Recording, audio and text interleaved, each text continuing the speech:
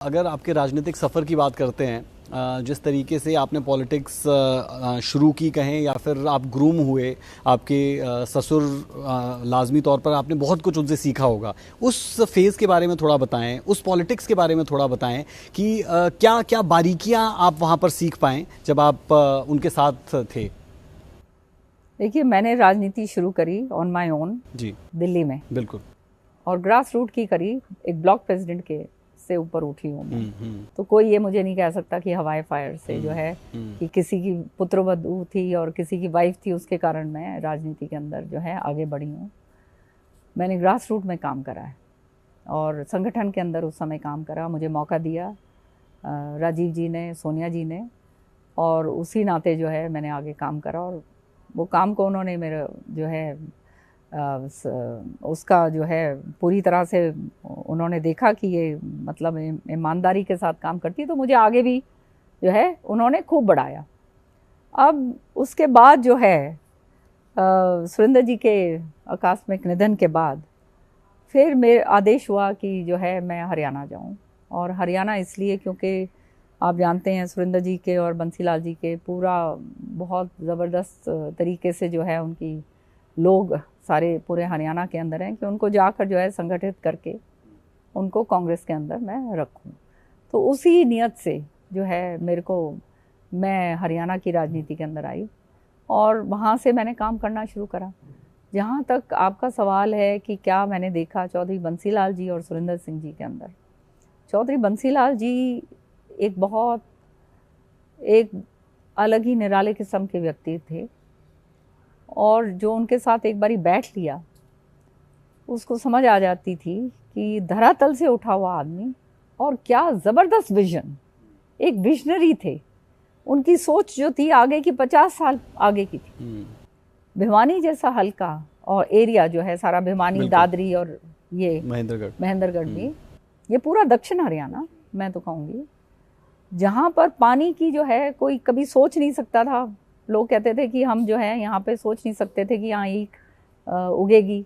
आज वहाँ स्ट्रॉबेरी हो रही हैं। इजराइल से टेक्नोलॉजी लेके आए, लिफ्ट इरिगेशन स्कीम करी। आप जाके देखोगे तो आज भी वो जो पंप्स हैं वो जो हैं 100 मीटर ऊपर जो हैं वो पंप्स पानी उठाते हैं, और जो है वो पानी को आगे भेजा जा रहा है लोहारू के अंदर, बाडड़ा के अंदर, सारी जगह। बिजली से शुरुआत करी 1969 के आसपास, पूरा हरियाणा जगमग हो गया था। एक एक घर के अंदर लट्टू चस गए थे। फिर ये पानी जो है कैनाल सिस्टम पूरे हरियाणा के अंदर डाला, फिर सड़कों का जाल बिछाया, फिर उसके बाद जो है सारा का सारा ये कार्रवाई करी ये स्कूल्स की, कॉलेजेस की, क्योंकि वो जानते थे कि जब तक ये सुविधाएं नहीं मिलेंगी हरियाणा जो है आगे नहीं बढ़ सकता। मैं अब एक बात बताती हूँ। बाबूजी से एक दिन मैंने पूछा, मैंने कहा आपने जब विद्युतीकरण शुरू करा तो कहाँ से शुरू करा? मैंने सोचा क्योंकि चंडीगढ़ के पास पंचकुला है तो यहाँ से ही जो है शुरू करा होगा। तो मैं हैरान हुई जब उन्होंने मुझे बताया। उन्होंने कहा कि मैंने शुरू करा अहीरवाल से। अच्छा। मैंने पूछा क्या अहीरवाल से, क्या सोचा आपने? अहीरवाल से उन्होंने कहा मैंने इसलिए शुरू करा क्योंकि यहाँ ना तो बिजली थी ना पानी था।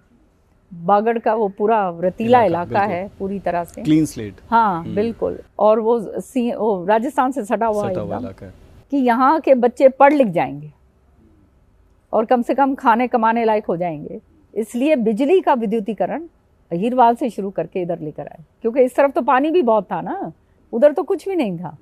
और साथ ही साथ उस समय उन्होंने एक हवाई पट्टी बनाई बाछोद में, और मैंने चौधरी बंसीलाल जी को उस हवाई जहाज में उड़ते हुए कभी नहीं देखा। अच्छा। ना हम कभी बैठे, जब तक वो मुख्यमंत्री 3 बारी रहे। एक बारी मेरे ख्याल में मैं जब एक ओथ के लिए जब थी तब मैं मेरे ख्याल में जब सुरेंद्र जी भी नहीं कभी प्लेन से जाते थे, वो भी सड़क से जाते थे। बंसीलाल जी तो सड़क से इसलिए जाते थे कि देखते जाते थे कि क्या डेवलपमेंट हो रही है क्या नहीं है। और तो हम तो एक बारी मेरे ख्याल में गए होंगे। इस तरीके का जो लीडर होता है वो लोगों के संपर्क में रहने के लिए भी लगा। तो वहाँ पर बाछोद में जो ये बनाया, तो वहाँ सारे अफसर जो थे वो मना कर, सीनियर ऑफिसर्स, क्योंकि वहाँ ना रहने की सुविधा थी ना खाने की पीने की कुछ भी, इस तरह का इलाका था, टोटली अनडेवलप्ड।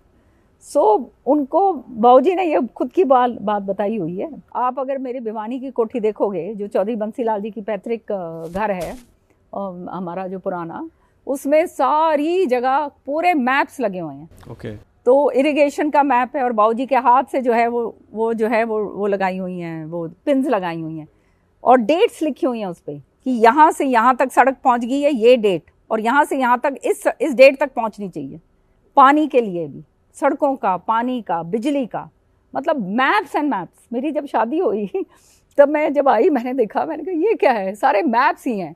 तो फिर मैंने कहा, सुरेंद्र जी से पूछा, सुरेंद्र जी ने कहा कि ये बाबूजी अपने आप जो हैं हर रोज़ जो हैं इसके ऊपर वो लेते हैं ऑफिसर से कि कहाँ से कहाँ क्या कैनाल्स, कितना, कहाँ सड़क, कहाँ कॉलेज, कहाँ फीडबैक, कितना काम हुआ। हाँ, मतलब पर्सनली देखा करते थे।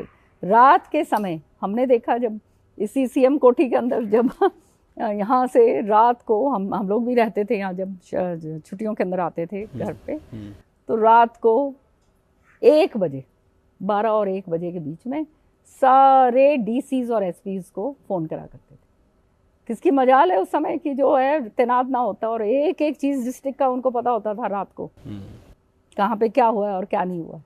वहाँ पर जो ये है, ये पानी का ये जो बनाया ना रेजोबॉयर, ये जो बांध बनाया मोड़ने इस तरफ को, पंचकुला की तरफ को, हाँ, पिंजौर के साथ, उसका वहाँ पे प्लैक लगा हुआ है कि 6 महीने पहले जो है रोज उसकी मॉनिटरिंग होती थी।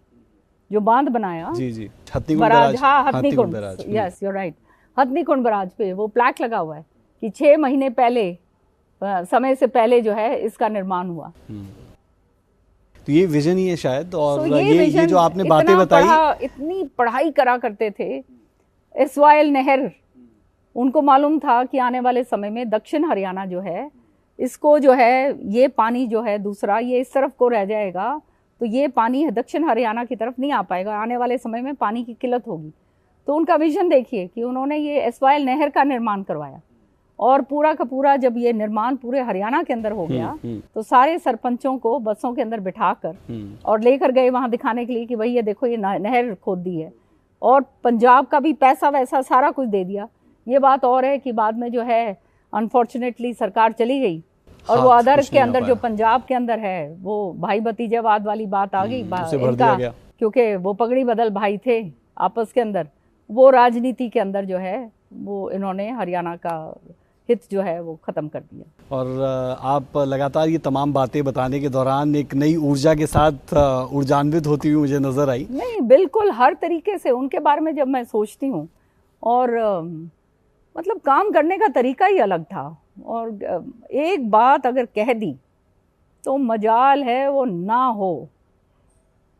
और यही चीज़ मैंने उनसे सीखी है कि ईमानदारी से काम करो, झूठ ना बोलो, लारे लपे ना दो लोगों को। और सब लोग मेरे बारे में ये जानते हैं कि अगर कहेगी तो करेगी, फिर चाहे, और यही लड़ाई मेरी हुड्डा के साथ थी, और क्या थी, मैंने कोई निजी तो अपने लिए कुछ करना नहीं था।